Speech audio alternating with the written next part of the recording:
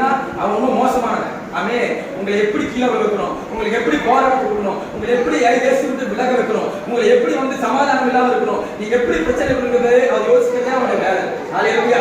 இயேசு எப்படி பிதா எப்படி இயேசு எப்படி நமக்காக நல்லா இருக்கும் நினைக்கிறாரோ அது போல அந்த பிசாசு பாத்தீங்கன்னா உங்களுக்கு வேறு நினைப்பான். ஹல்லேலூயா. எத்தனை பேர் எடுத்துக்கொள்கிறீங்க? ஆமென். இதான் சத்தியம். ஆமென். ஹல்லேலூயா. அவன் நமக்கு பிரச்சனை கொடுத்துட்டே இருப்பான், போராட்டம் கொடுத்துட்டே இருப்பான். அவனை எதிர்க்க வேண்டும்னா நீங்க பலப்பட வேண்டும். ஹல்லேலூயா. வசனம் சொல்கிறது மாம்சத்தோடு ரத்தத்தோடு நமக்கு போராட்டம் இல்லை.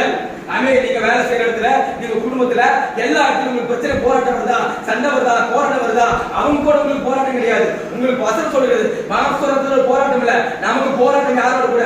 அதிகாரங்கள், துறைத்தனங்கள், அந்தகார லோகாதிபதிகள், வானமண்டல பொல்லாதார்களின் சேனைகள், இதுகளோடு மாத்திரமே நமக்கு போராட்டம். ஆமென். எத்தனை பேர் எடுத்துக்கொள்கிறீங்க? ஆமென். நீங்க அதுகளோடு போராடி அதை கட்டிட்டீங்கன்னா இதெல்லாம் ஃப்ரீ.